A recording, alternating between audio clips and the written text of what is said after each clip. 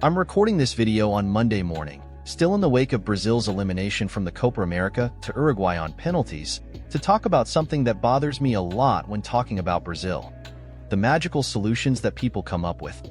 Brazil was eliminated by Uruguay, and I analyzed this more extensively in the previous video. Afterwards, observing the repercussions, I noticed how the magic solution of the moment is to remove players from the national team who play for small or medium-sized clubs that don't fight for titles. This theme was very recurrent on the internet, on Instagram, Twitter, etc. They were specifically talking about Brazil's midfield players: Bruno Guimarães, João Gomes, and Paqueta. Bruno Guimarães from Newcastle, João Gomes from Wolverhampton, and Paqueta from West Ham. In these people's narrative, a team like the Brazilian team cannot have players called up from teams that don't fight for anything, peripheral in their countries, that every weekend or are beaten or play so as not to lose. Let's analyze this. Bruno Guimarães, so far in the national team, is a theory. I've never seen Bruno Guimarães play for the national team what he plays for clubs. I think he played better in this Copa America than his average performance with the Brazil shirt. João Gomes, since the first call-up, I didn't understand him being a starter and Douglas Luiz being a reserve.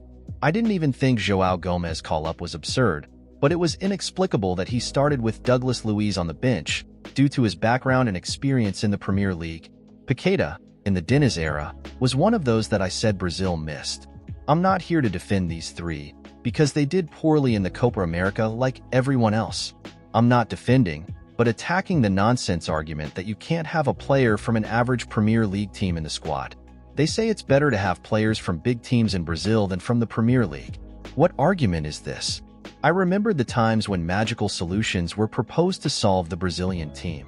In 1990, after Argentina's elimination in the round of 16, they said that foreigners didn't care about the team. The solution was a team with only Brazilians, with Falcao as coach and prohibited from calling up foreigners. Result: horrible campaigns in the 91 Copa America and Falcao fired. In 2010, after the mess of 2006, they brought in Dunga as a hardline solution, resulting in a frozen selection. In 2014, they said that Mano Menezes had no luggage and brought Pereira and Felipao, with the result we all know. Now, the magic solution is not to call up a player who plays for an average Premier League team. I looked at where the players from the last Brazilian teams that lost World Cups played. They lost 2018 and 2022. Players at Liverpool, Juventus, PSG, Inter, Real Madrid, Barcelona, Chelsea, City, etc. And they lost. This shows that the problem is not playing on small or big teams. It is a reflection of a selection that is not well constructed. Saying that Bruno Guimarães, João Gomes, and Paqueta are not ready to decide for the national team is valid, but not because they play in small teams. Paqueta could be at Manchester City, Bruno Guimarães has offers from bigger clubs, and João Gomes has rumors involving Manchester United. The issue is not the club, but the organization and work of the selection. Brazil does not have a well-done, organized job. The CBF is a mess, with random processes for choosing directors and technicians. The selection reflects work that began in March, and without organization, it will not win. Therefore, there are no magic solutions. Believing that the Brazilian team will solve its problems simply by changing some players or opting for those who play for bigger clubs is a simplistic and mistaken view. The real problem of the Brazilian team is not the individual quality of the players, but the lack of well-done and structured work. The Brazilian team suffers from a lack of long-term planning. There is a lack of continuity in the work, with frequent changes of technicians and directors who bring new ideas and philosophies, but without consistent alignment. This creates an unstable environment where players do not have enough time to adapt to a game system or to build the cohesion necessary to compete at a high level. Furthermore, the CBF, Brazilian Football Confederation, has been marked by administrative and organizational problems. Corruption scandals, mismanagement, and a poor governance structure contribute to a chaotic environment.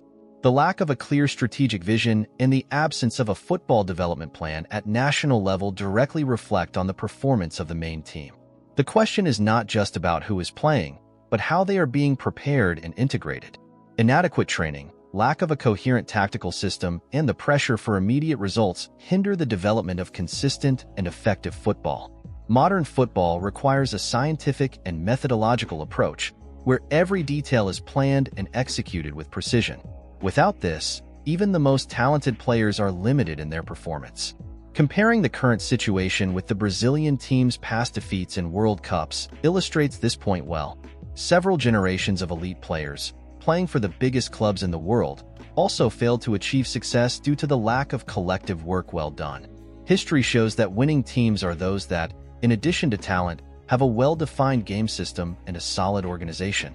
Therefore, the solution to the problems of the Brazilian team involves a complete restructuring, which involves everything from the base of national football to the main team. It is necessary to invest in coaching training, create a unified game system, and ensure that all levels of Brazilian football are aligned towards a common objective. The CBF must be reformed to guarantee transparency, efficiency, and professionalism. Only with a committed and competent administration will it be possible to implement the necessary changes to build a strong and competitive team. In short, you need to be calm and avoid simplistic solutions. The Brazilian team needs organization, planning, and a job well done to overcome its challenges. Only through a systematic and detailed approach will it be possible to return to the top of world football. I want to know your opinion. Leave your comment, like and subscribe to the channel. Thank you very much for listening. A hug and see you later.